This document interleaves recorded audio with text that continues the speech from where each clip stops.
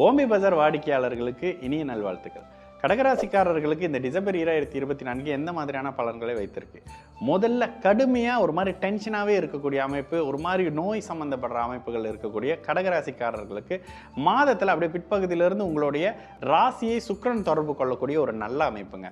எப்பொழுதுமே மனம் சந்தோஷமாக இருக்கணும் அப்படின்னா ராசியோ அல்லது ராசிநாதனோ சுபர் தொடர்பில் வந்துடணும். உங்களுடைய ராஜயோகாதிபதினு சொல்லக்கூடிய செவ்வாய், அவர் தான் உங்களுக்கு 5, 10ஆம் அதிபதி. அவர் இப்பொழுது பலவீனமாக இருந்தார். கடந்த ஒரு 3 மாசமாவே பார்த்தீங்கன்னா கொஞ்சம் அப்படியே டல்லாக இருப்பீங்க பொருளாதார அமைப்பில். கடகராசி ஆயில்ய நட்சத்திரக்காரங்களுக்கு வேலையே சற்று டல்லாக இருக்கக்கூடிய அமைப்பில் இருக்கும். வயதுக்கு ஏற்ற மாதிரி 40 வயது கீழே இருக்கீங்கன்னா கொஞ்சம் சுமாரான அமைப்பு.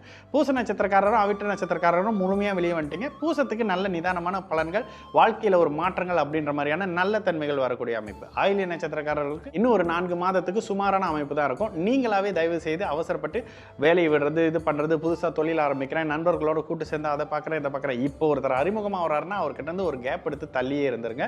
இப்பொழுது எந்த விதமான அகலக்கால் வைக்க வேணாம்.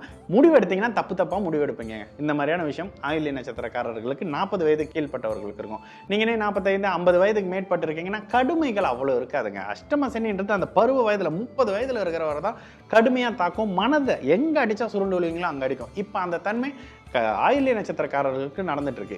இந்த அமைப்புகள் இருக்கும்பொழுது உங்களுக்கு 2 மாசம் சனி லீவு கொடுக்குற மாதிரி ஒரு நல்ல விஷயம் நடக்க போகுதுங்க.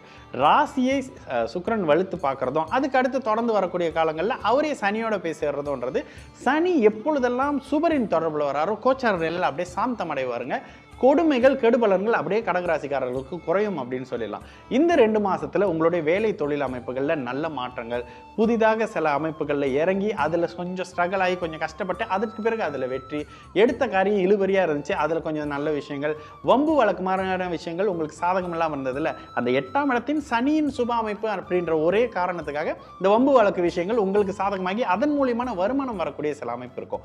நீங்களே இரும்பு, பழசு, அழுக்கு, நிலத்துக்கு அடியில் இருக்கக்கூடிய அமைப்பு, விவசாயம், கால்நடை சம்பந்தப்படுற துறைகளில் இருக்கீங்க, ஃபர்னிச்சர் மாதிரியான அமைப்புகளில் இருக்கிறீங்க, சனி சம்பந்தப்படுறது அந்த கீழ்நிலை அமைப்பு துறைகளில் இருக்கிறவங்களாக இருந்தால் இந்த மாதத்தில் உங்களுக்கு நிச்சயமாக மிகப்பெரிய மேன்மை இருக்கும். ஆனாலும் வேலை இடத்துல சின்ன வெளியில சொல்ல முடியாத நெருடல்கள் இருக்குங்க.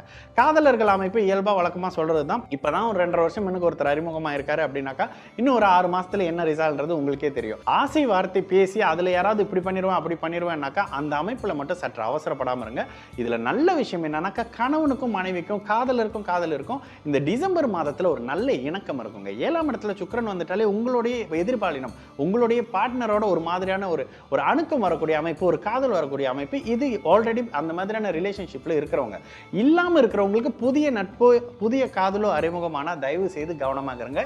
இன்னும் ஒரு 6 மாதத்துக்கு அஷ்டம சனி தொடரும். அதுக்கப்புறம் ராகு அப்படி இப்படின்னு சில சாதகம் இல்லாத தன்மை இருக்கு. இதெல்லாம் இளைய பருவத்தினருக்கு.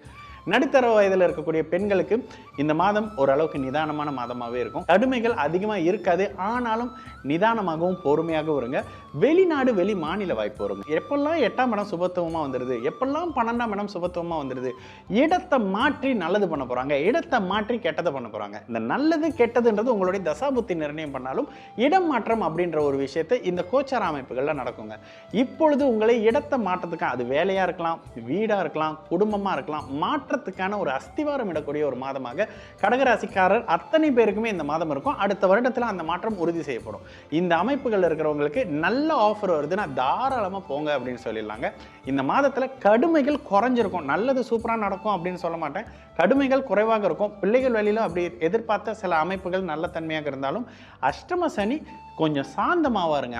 இல்லாமல் போயிடுவாருன்னு சொல்ல முடியாது. அந்த தன்மைன்றதுனால ஒரு 2 மாதம் சுமாராக இருக்கும். இதில் நீங்கள் என்னென்ன செஞ்சுக்கணுமோ, இன்வெஸ்ட்மெண்ட் பண்ணாமல், பணத்தை போடாமல், பேங்கில் போய் இருக்கிறத எடுத்து போடாமல், ஷேர் அது இதுன்னு போகாமல் என்னென்ன பண்ண முடியுமோ இந்த அமைப்புகளை பண்ணிங்கன்னா பிற்பகுதி உங்களுக்கு சற்று நல்லாயிருக்கும். வேலை தொழில் அமைப்பு தேடிட்டு இருக்கிறவங்க, வேலையே இல்லைங்க அப்படின்னு சொல்கிறவங்களுக்கு வேலை அமைப்பு இந்த ஒரு டிசம்பரில் ஜனவரியில் கிடைக்கிற மாதிரியான சில அமைப்பு இருக்கும். கண்டிப்பாக முயற்சி செய்யுங்க.